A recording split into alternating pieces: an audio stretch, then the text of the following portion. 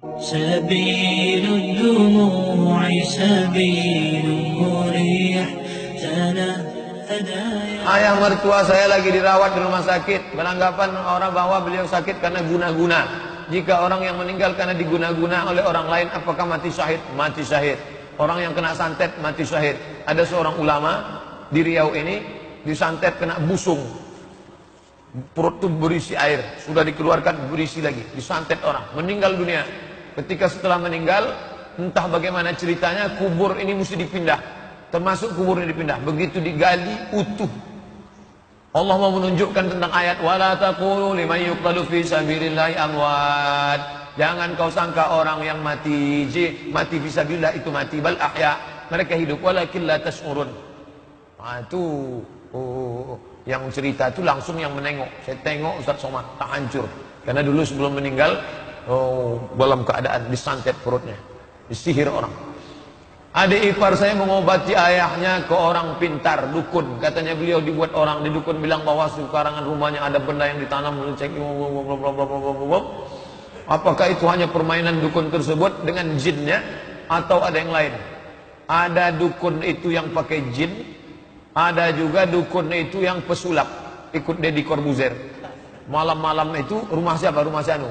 Tolong kau tanam dulu ayam hitam ke rumah dia. Malam-malam masuk anak buahnya, gali ayam hitam, besok baru tolong gali di sana. Kan ada kan? Itu dia tak pakai jin, anak muridnya disuruhnya duluan. Sama macam di Mas Kanjeng, tolong bawakan satu peti duit ke rumah saya. Besok malam tengok ada kan? Itu dia tak pakai jin. Orang aja bodoh ponga. Nah, yang kedua pakai jin. Dia berkawan dengan jin, dipukulnya lantai. Apamu yang hilang? SIM saya hilang. SIM hilang, iya. Muncul SIM. Tengok, siapa yang bawa? Jin. Ada dalam surat Al-Jin, juz 29. Fariqum minal annahu rijalun minal insi. Ada sekelompok manusia ya'udzuna birijalin minal jinni, minta perlindungan jin. Fazaduhum rahaqa. Maka bapak-bapak, ibu-ibu, adik-adik yang dulu mbahnya, kakeknya ada hubungan dengan jin, sekarang jinnya datang, minta mandikan keris, minta bawakan air 7 sumur, minta itu, minta ini, minta ayam hitam, minta telur angsa, segala macam. Jangan penuhi. Banyak-banyak berzikir, banyak-banyak baca maksurat, baca doa, lama-lama dia tak tahan, dia pun pindah. Dia cari yang lain, dia cari majikan baru. Saya tak suka dengan cara adik saya mengobati ayah dengan pergi ke dukun, karena itu termasuk syirik. Bagaimana menasihati adik saya, Pak Ustaz? Wahai adikku yang pakai dukun, man ata kahinan, siapa yang datang ke dukun, fasaddaqahu bima yaqul, percaya kepada ucapan dukun, falam tuqbal lahu salatun arba'ina yauman, tak diterima salatnya 40 hari 40 malam. Man ata kahinan, siapa yang berdukun, fasaddaqahu bima yaqul, percaya kepada ucapan dukun, faqad kafara bima unzila ala Muhammad, kafirlah dia. Ijtanibu as-sab'al mubiqat, jauhilah 7 dosa besar. Pertama asyirku, yang kedua as-sihru, sihir berdukun. Udah, potongkan video ini, kasih ke dia. Bolehkah menikah dengan adik ipar, Pak Ustaz? Wa anta jama'u bainal ukhtaini. Jangan kamu gabungkan dua orang yang adik beradik, menikah dengan kakaknya, habis itu nikahi pula adiknya, haram hukumnya. Tapi kalau kakaknya meninggal, dinikahi adiknya. Namanya tukar tikal apa tukar bantal apa tukar guling? Boleh. Setelah menikah dengan kakaknya, meninggal kakaknya, lahir anak. Anak ini tak bisa dijaga orang lain. Nanti kalau nikah bapak dengan orang lain, sekejam-kejamnya ibu kota, lebih kejam ibu tiri. Meninggal anak, nanti disiksanya, disiramnya pakai gulai, dimasukkannya ke dalam Tupperware. Maka nikah sama adiknya. Otomatis adik itu kan sayang, ini kan keponakan dia nih. Lebih bagus menikahi adik ipar daripada menikah dengan perempuan lain. Bagus.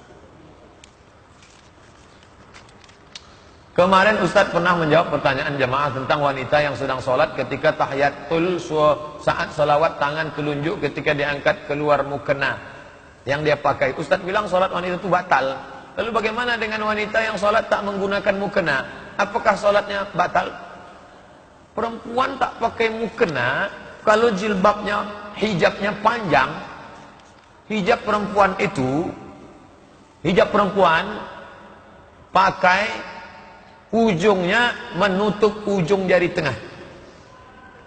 Kalau diturunkan jari tengah nih ya, jari tengah, maka ujung hijab itu segini. Bagi yang pergi ke tukang jahit buat hijab sendiri, ujung jari tengah segini panjangnya ke bawah. Itu yang syar'i. Itu yang bisa dibawa sholat. Adapun hijab yang segini, apalagi yang dililitkan di leher, itu bukan syar'i. Tidak bisa.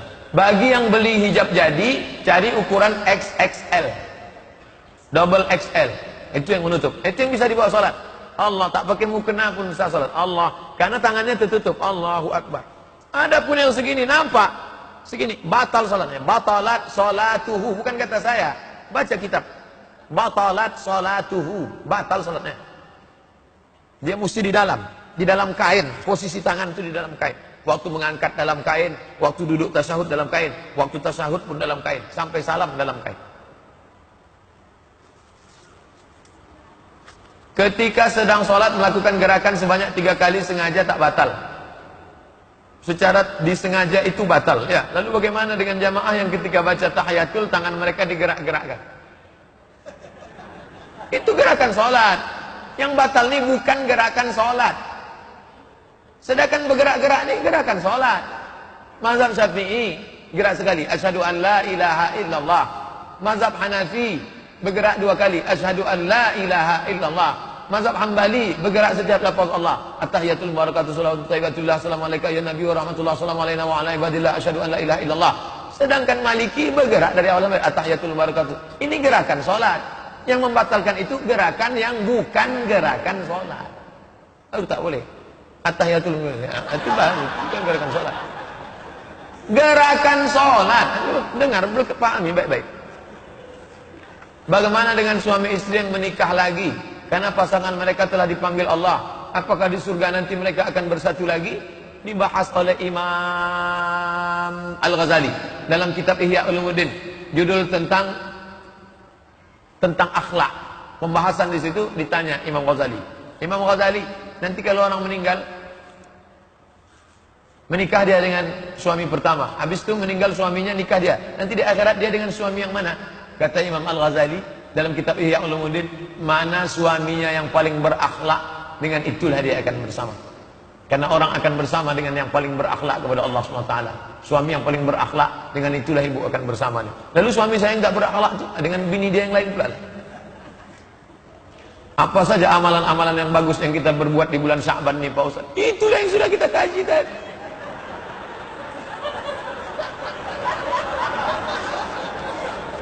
Banyak-banyak puasa. Dah, nanti malam nisfu Sya'ban itu terserahlah, mau banyak sholat sunat, hendak membaca Quran, banyak-banyak sedekah.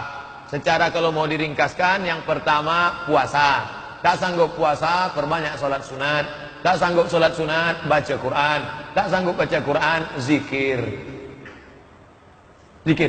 Zikir ini yang paling ringan, tapi pahalanya paling banyak. Kalimatani, 2 kalimat. Khafifatani 'alal lisan, ringan di lidah. Thaqilatani fil mizan, berat pada timbangan amal. Subhanallah wa bihamdihi, subhanallahil azim, subhanallah wa bihamdihi, subhanallahil azim, subhanallah. Banyak-banyak selawat. Allahumma shalli ala sayyidina Muhammad wa ala Muhammad, man shalla alaihi salatan.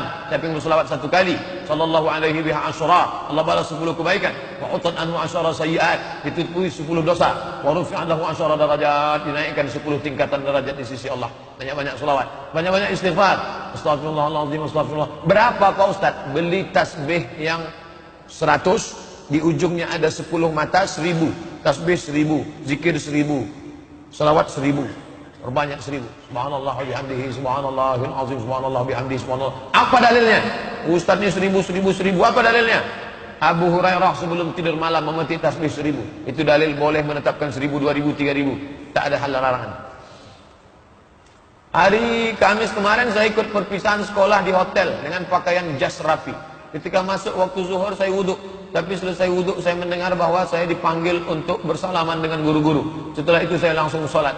Apakah salah saya memakai mazhab Maliki saat itu Ustaz?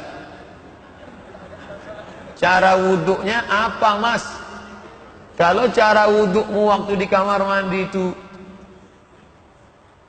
gini, lalu bersalaman dengan perpisahan, itu batal wuduknya. Karena cara wuduknya tadi Syafi'i. Kalau mau tak batal itu, basahkan tangan,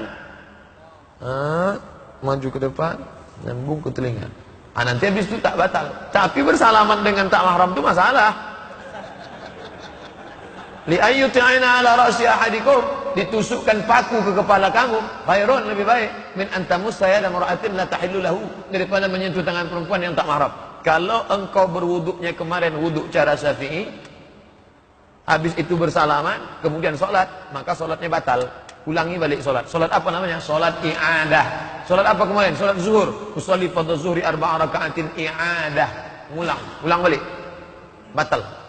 Karena cara wuduknya Syafi'i. Saya mau bertanya masalah pinjaman uang di bank konvensional. 2 tahun yang lalu saya minjam uang 200 juta untuk beli rumah. Setelah saya ikut ngaji, saya sadar bahwa uang itu riba. Bagaimana saya bisa keluar dari riba? Sementara utang saya baru jalan 2 tahun. Ada 6 tahun lagi. Jual barang lain yang bisa, boom. Sehingga tertutup dia. Ada yang bisa dijual, jual. Tutup dia. Boom. Tutup. Begitu caranya. Saya pinjam duit di bank syariah, kemudian saya bayarkan ke bank tempat saya minjam. Bagus. Selesai dah. Udah selesai ini.